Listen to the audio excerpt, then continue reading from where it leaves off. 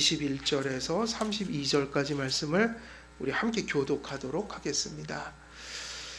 교독하겠습니다. 에녹은 65세에 무두셀라를 낳았고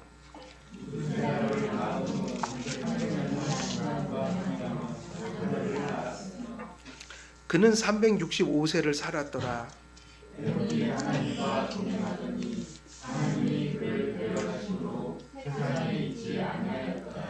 무두셀라는 187세에 라멕을 낳았고 라멕을 낳은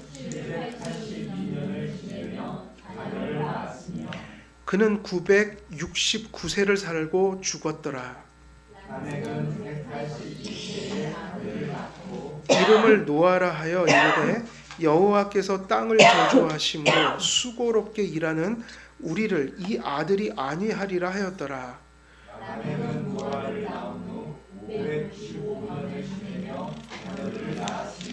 그는 777세를 살고 죽었더라.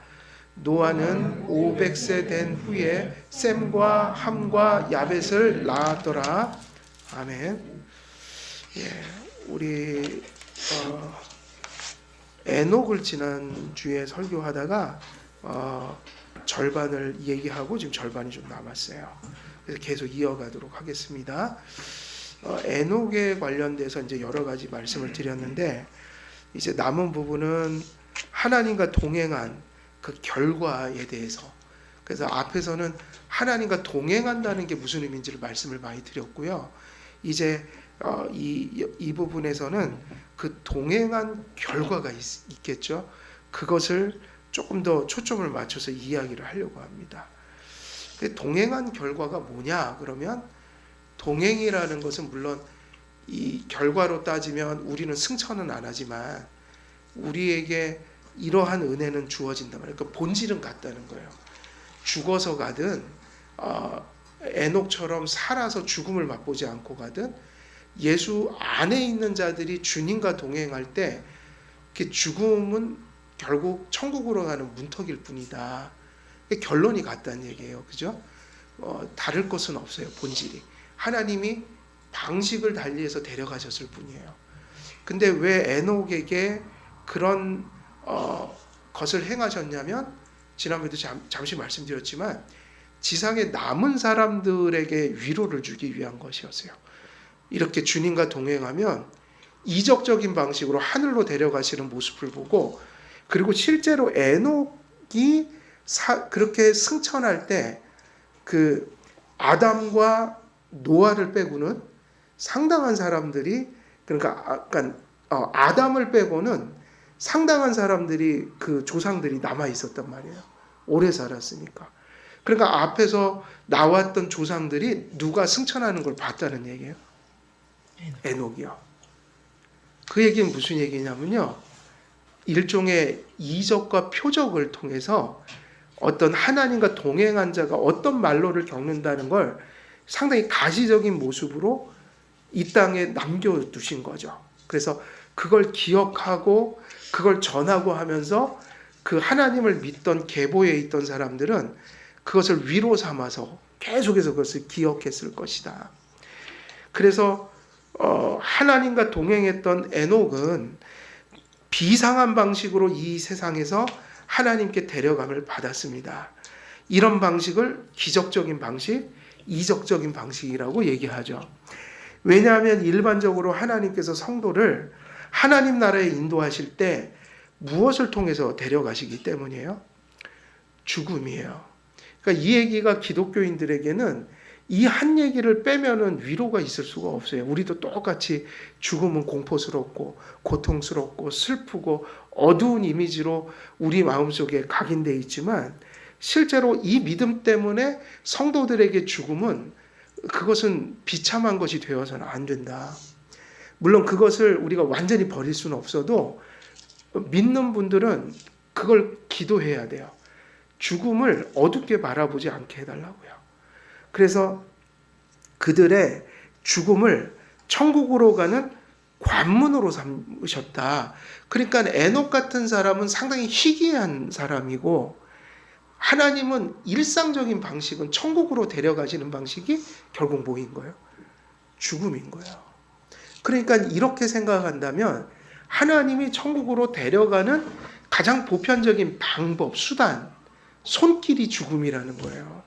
성도가 죽는 것은 시편에 보면은 그것을 하나님께서 아름답게 보신다고 그랬어요.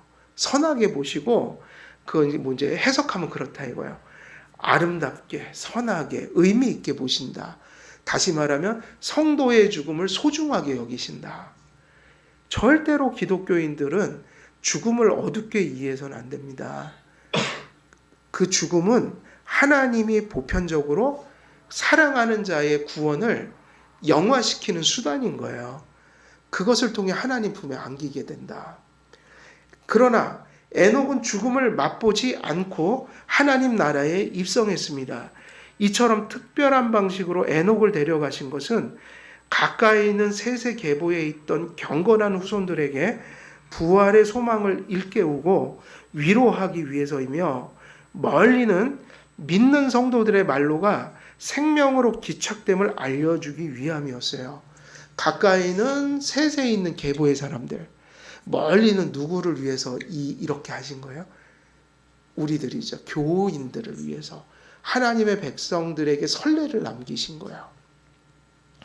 에녹이 하나님께 데려감을 받을 때 죽은 아담과 아직 태어나지 않은 노아를 제외하고 계보에 나타난 족장들이 모두 살아있을 당시였습니다. 그러니까는 그 아담 빼놓고, 그리고 누구를, 후손 중에 누구를 제외하고는요, 노아를 제외하고 이 계보에 나타난 족장들이 모두 살아있을 동안에 누가 승천을 한 거예요? 에녹이요. 이런 계산은 정확한 거예요. 왜냐하면 아담이 몇 살에 낳고 하고 죽은 숫자가 되어 있기 때문에 계산의 과정은 얘기하지 않지만 계산은 딱딱 떨어지게 돼 있어요. 매우 정확한 거예요. 이 계보 안에서. 왜냐하면 아담이 몇 살 낳고 이게 있잖아요. 그리고 또 언제 죽고, 그러면 다 이렇게 계산해 보면 적어도 이 족보 안에서 이러한 계산들은 매우 정확한 것이에요. 매우 정확한 것이에요. 그 주석가들이 다 이렇게 써놨다고요. 하나님께서는 하나님의 성도들이 죽기 전에 그들의 마음을 그런 확실한 믿음으로 승화시켜 주시기로 계획하신 것이며, 죽음을 두려워하는 성도들을 안위하게 위한 것입니다. 그러니까 보세요. 에녹이 죽음을 맛보지 않고 천국으로 가는 매우 이적적이고 가시적인 선례를 남겨두셨다.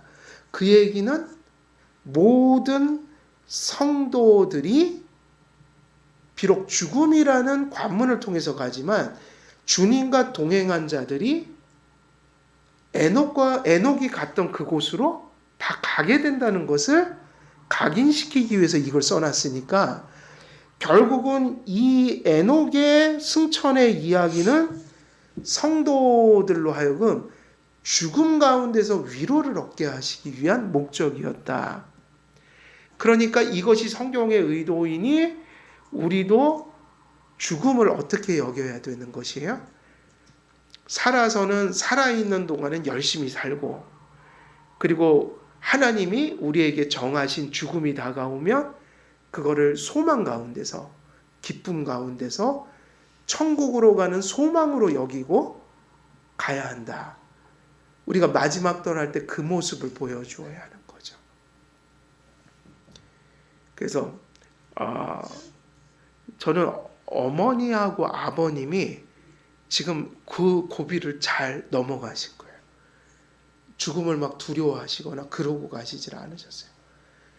정말 그 예수님 믿음을 고백했고 떠나가실 때 그래도 주무시듯 그냥 평안히 가셨지만 마지막까지 주님에 대한 그런 이야기들을 다 마음속으로 받아들이시고 가시니까 이제는 제가 부모님을 다 떠나 보냈지만 이것이 저에게는 좀 컸던 것 같아요. 그러니까 죽음을 가까이에서 제가 살아 이렇게 중년이 되는 동안까지 사실은 가까이에서 죽음을 본 적이 없어요. 제가 짙게 가족들 가운데 그런 것이 없다가 이번에 이제 어머님, 아버님 소천하시면서 이제 그것을 받아들이기도 하고, 그리고 실제로 내 눈앞에서 떠나가시는 모습을 보면서 또 믿음 안에서 그분들을 떠나보내고 하니까, 일단은 그 일들을 겪을 때 제게 찾아온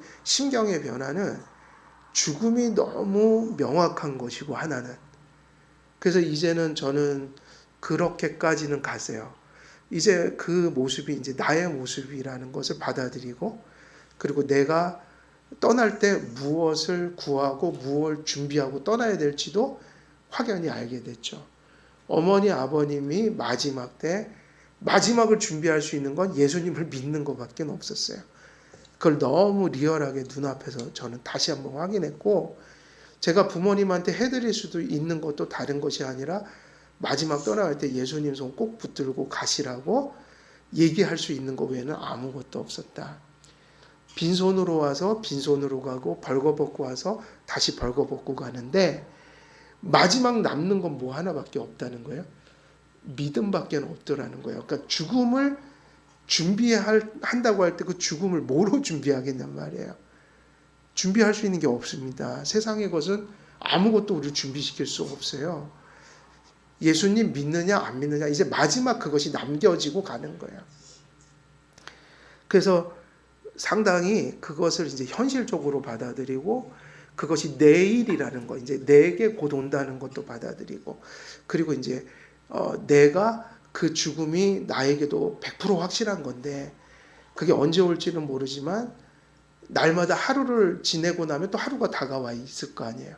하루하루가 가까워지고 있는 거예요. 그래서 무엇을 준비할 것인가? 믿음을 준비해야겠다. 그래서 지금 저는 기도를 가끔 드리긴 합니다. 매일은 안 드려도 가끔 드려요. 뭐라고 드리냐면, 꼭 죽을 때 예수님 믿고 고백하고, 그리고 믿을 뿐만 아니라 믿지만 두려움과 불안과 그런 모습이 아니라 평안함으로, 그 평강으로 죽음을 맞이할 수 있게 해달라고. 그래서 내 자녀들에게도 그런 모습 보여주기를 원하고, 그러면 요게 이제 가끔 제가 실제로 기도하는 내용이에요. 그걸 준비해야 한다. 그 어떤 교회에서 목사님이 죽음 설교를 했더니 성도님이 막 와서 항의하고 따지고 떠나가셨대요. 왜 산자들한테 죽음 얘기하냐고. 근데 저는 말이 안 된다고 생각해요. 이게 교회는 원래 죽음을 얘기하는 곳이에요. 그리고 죽음을 극복하는 그 길을 얘기하는 곳이 교회예요. 그리고 그분이 내가 얘기 들어보니까 좀 어리석어요. 죽음은 죽어서 준비할 수가 없고 살아있을 때 준비하는 거예요. 그리고 가능하면 멀리 떨어져 있을 때 준비할수록 훨씬 더 유익해요. 이게 얼마나, 오히려 저런 우리 아이들처럼 저렇게 어린 아이들이 100살까지 산다고 할 때, 저렇게 어렸을 때 죽음을 알고 죽음을 고뇌하고 죽음의 해결책을 확신하고, 저러고 평생 살면 얼마나 잘 살겠어요. 교회는 죽음을 얘기해야 하는 곳이에요. 현대인들이 좀 이상해져 버렸어요. 교회가 더 이상 죽음을 얘기하지 않아요.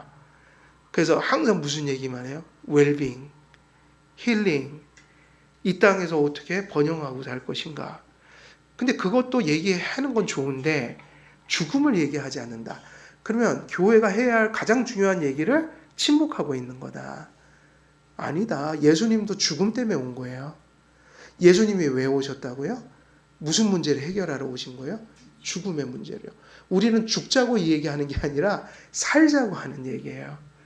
그리고 저는 바라기는, 저는 말고요, 성도님들은 정말 그렇게 죽음을 잘 정립하고 구원의 분명한 정립을 하고 오래도록 사셨으면 좋겠어요. 건강하게, 행복하게, 즐겁게. 그거보다 더 좋은 게 어디 있겠어요. 그걸 반대하는 게 아니라 죽음을 얘기하지 않는다는 건 교회가 소명을 안 하는 거다. 복음의 본질을 모르는 거다라는 거예요. 하나님께서는 하나님의 성도들이 죽기 전에 그들의 마음을 그런 확실한 믿음으로 승화시켜 주시기로 계획하신 것이며 죽음을 두려워하는 성도들을 안위하기 위한 것입니다. 에녹의 그 이적과 같은 승천, 하나님 나라에 우리와 동일하게 데려가지만 색다른 방법으로 데려가신 이유는 사실은 남겨진 자들에게 보여주기 위한 거죠. 그래서 우리에게 위로를 주기 위한 거다. 그래서 우리가 이 성경을 통해 이 역사적인 사건, 이게 역사적인 사건이죠. 실제 했으니까 이 사건을 보면서 우리가 어떤 유익을 얻을 것인가? 죽음의 공포를 몰아내야 된다는 거야. 우리가 죽음을 준비해야 되는 거야.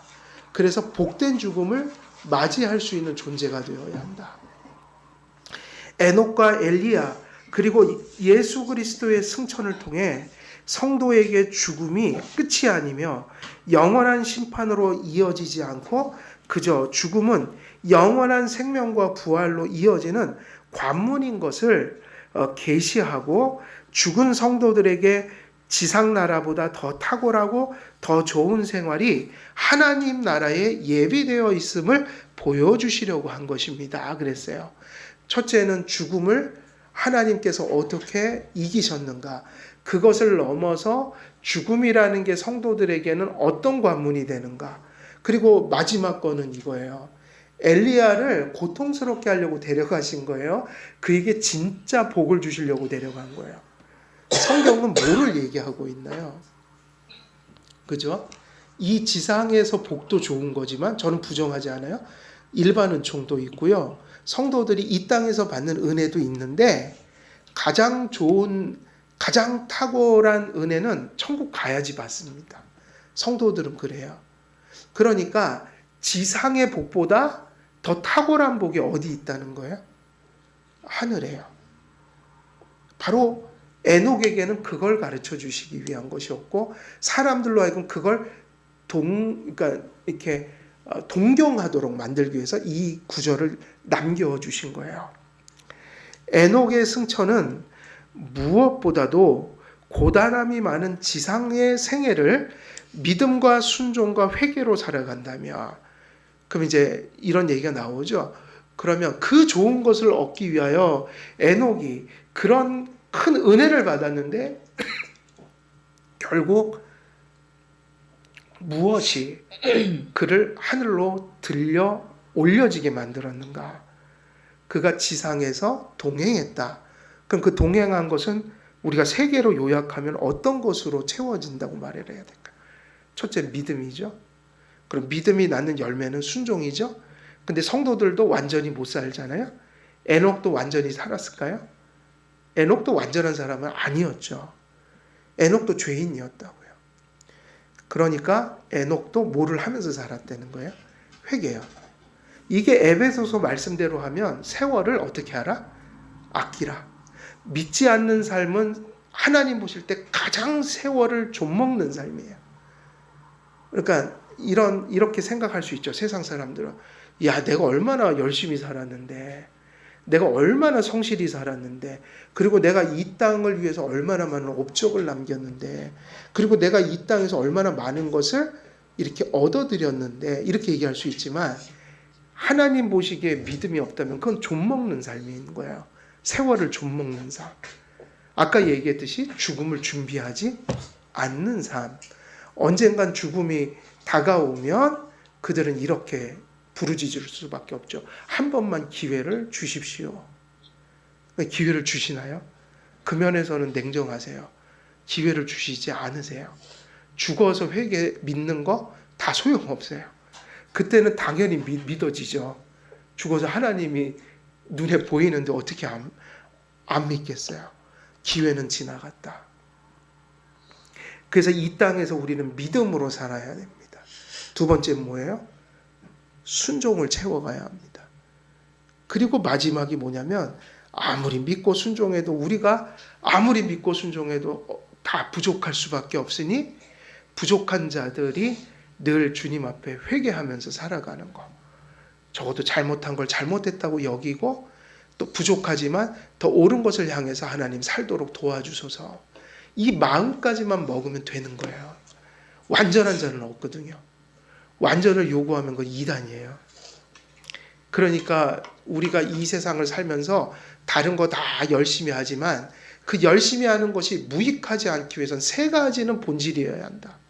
어떻게 사냐면 믿고 순종하고 회개할 줄 아는 삶. 그것은 있어야 한다. 이 땅에서 경건으로 산 짧은 생애는 헛되지 않다는 사실을 가르쳐 줍니다. 짧아도 복되다.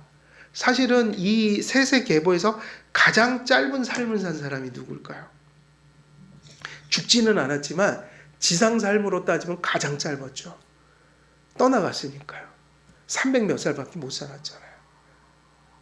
근데 가장 굵게 산 사람은 다른 조상들이 아니고 에녹이었어요. 에녹. 저희가 신학생들이나 목사님들이 적어도 그래도 이런 개혁신학을 사랑하는 분들은 그 인생이 너무 빠르고 해야 될 것도 많고 우리들의 역량이 작은 것을 보면서 정말 부러워하는 사람이 칼빈이에요. 칼빈. 왜냐? 25살에 기독교 강요를 썼고 50살에 죽었거든요. 50살이라는 나이에 이미 이제 몇 년 있으면 제가 죽는 거예요. 55세 지금 제가 50 몇 살이에요.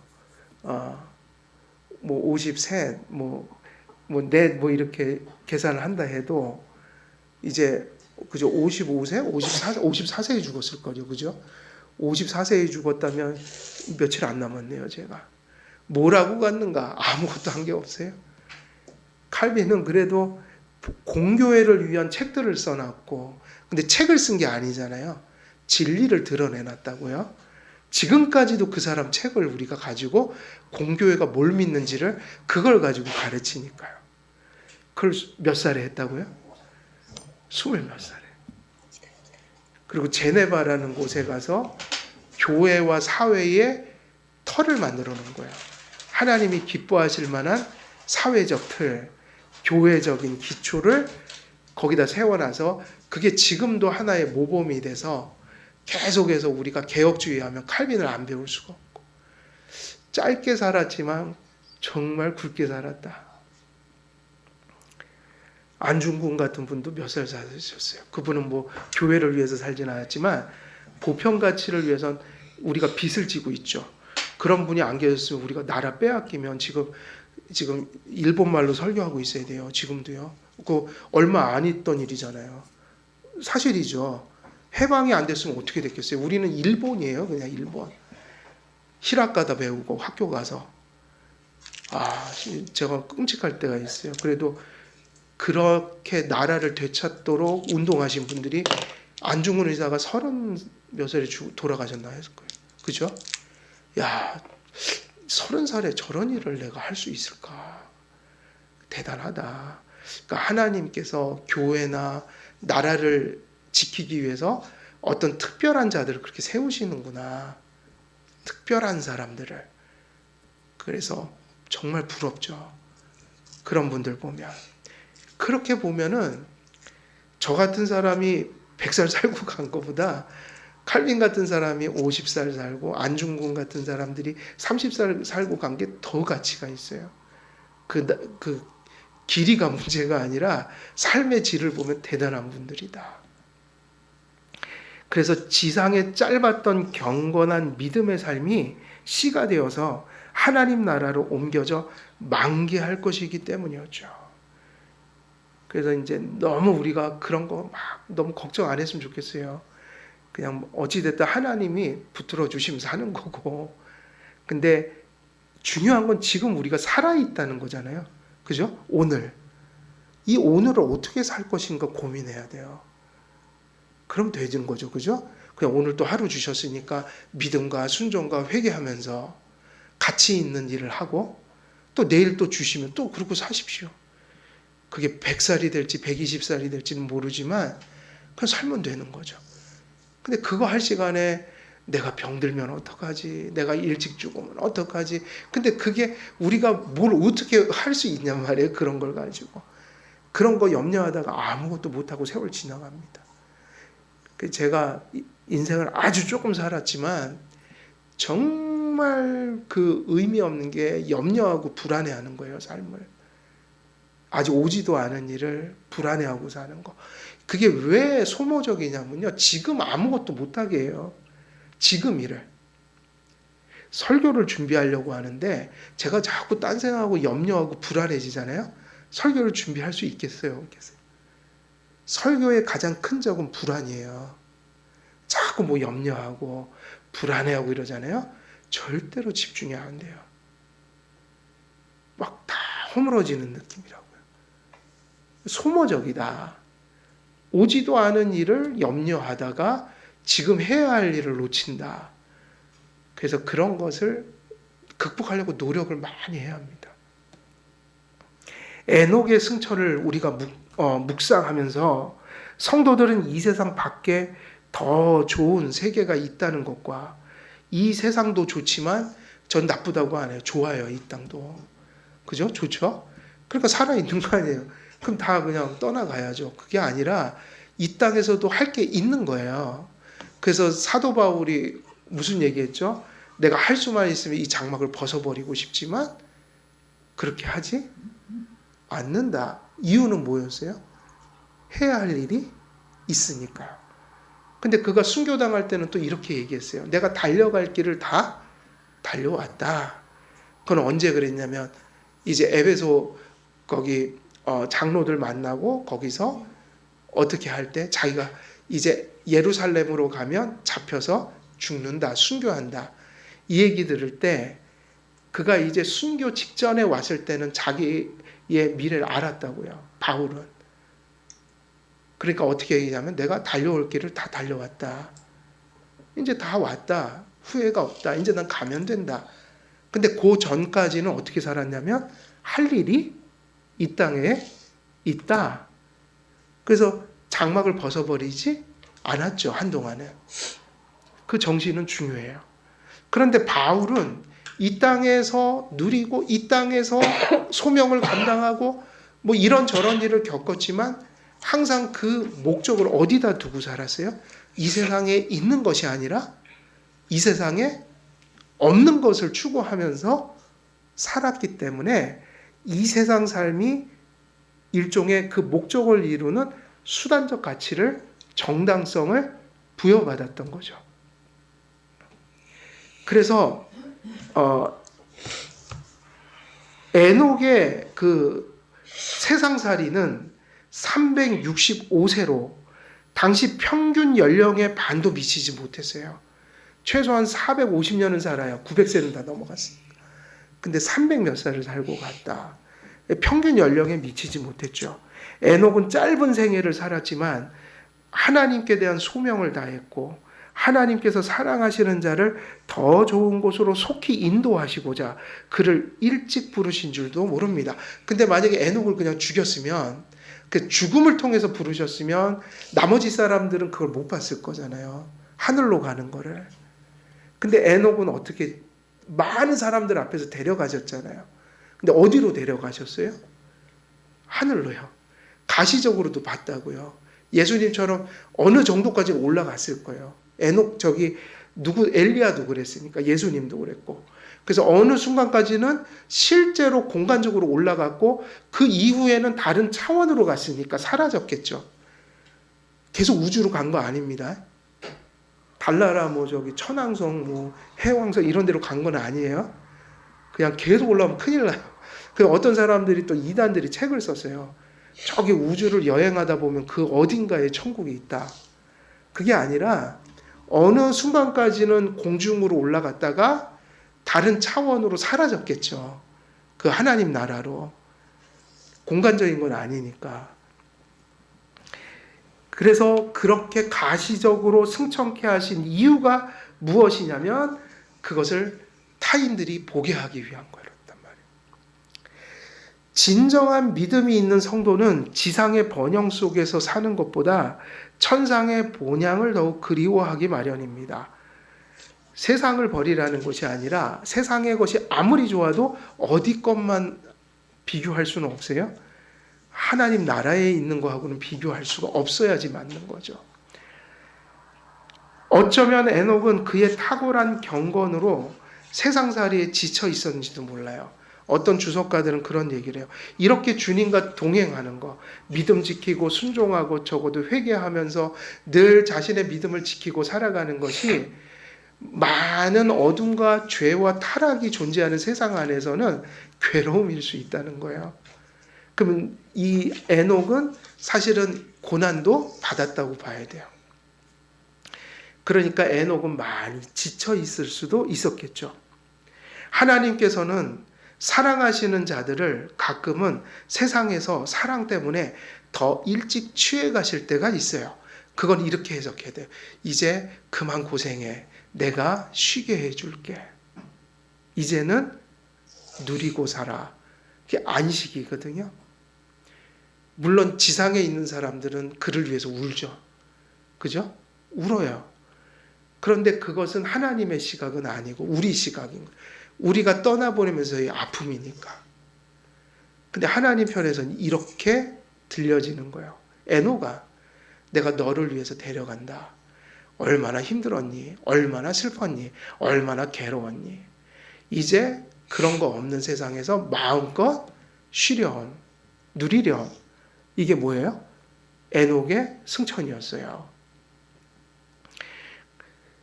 그래서 우리도 이 땅에서도 하나님의 은혜로 살지만 떠나갈 때 그게 엄청난 그런 비참인 것처럼 생각하면 안 되고, 아, 이제는 내가 이제 갈 때가 됐는데 내 숨이 멎으면 정말 쉴 때가 오겠구나.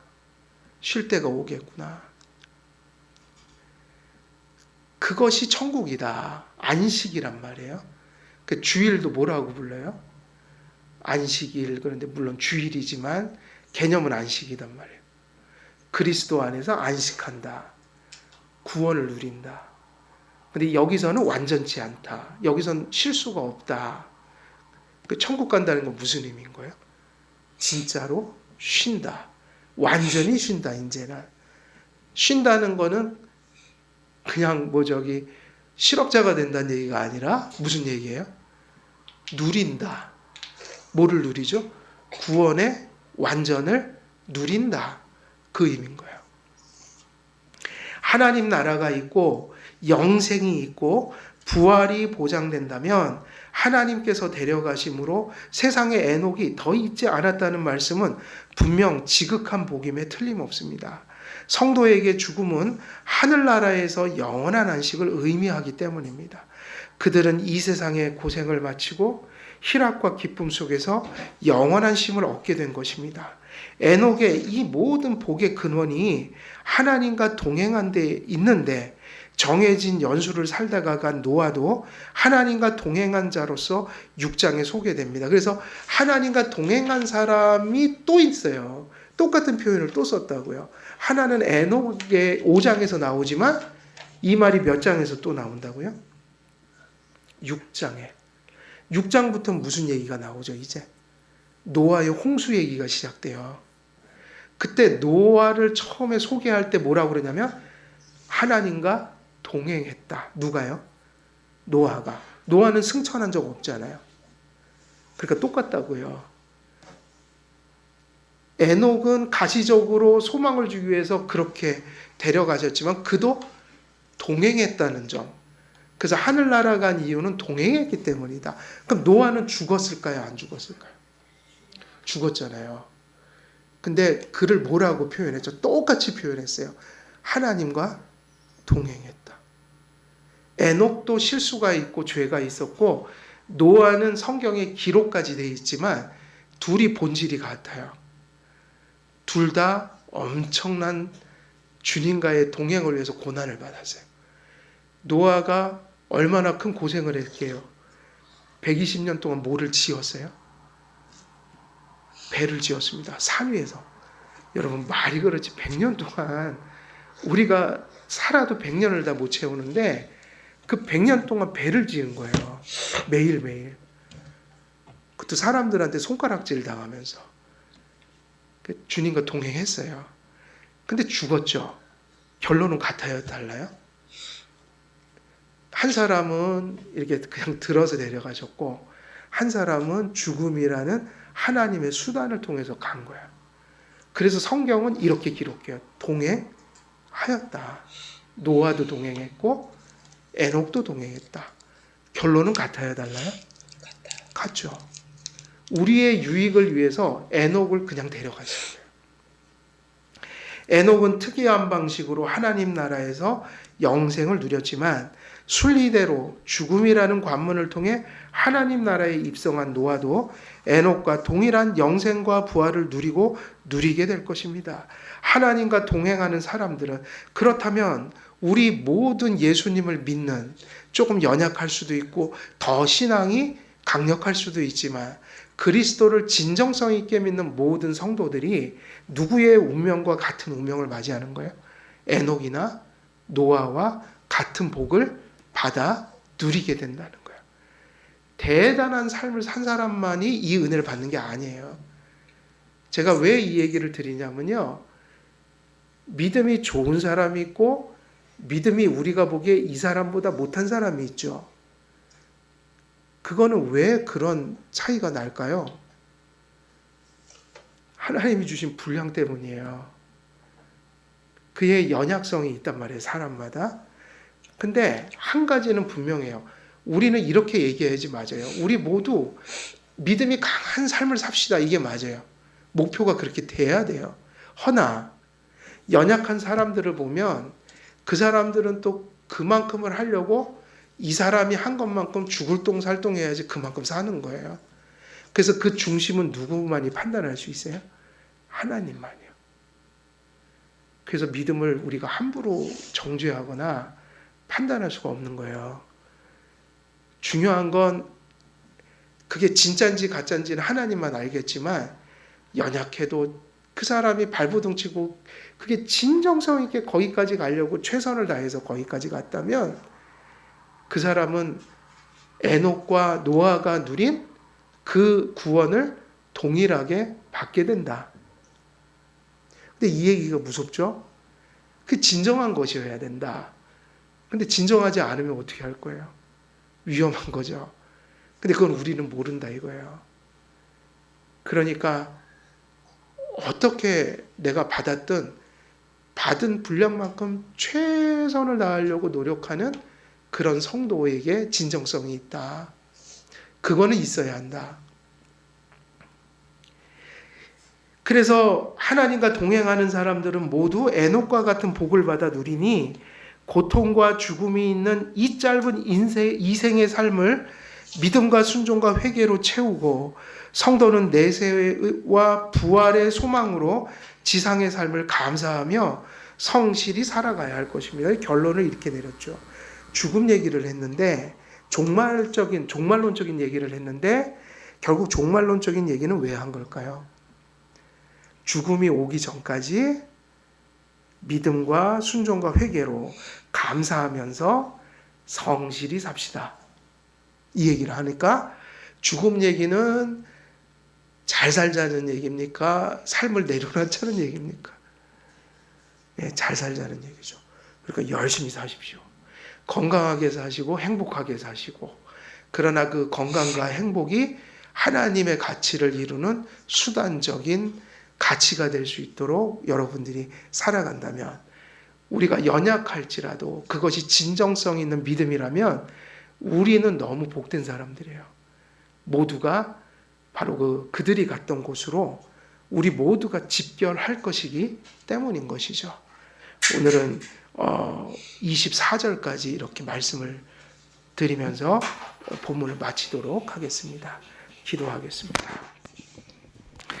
하나님 아버지, 오늘도 본문 속에서 우리 성도들에게 또 교회에 주시는 죽음과 또 종말에 대한 준비, 또 그러한 준비와 예비된 믿음을 갖춘 자들이 또 받아 누릴 큰 복들을 오늘도 성경을 통해서 저희들이 함께 나누었습니다.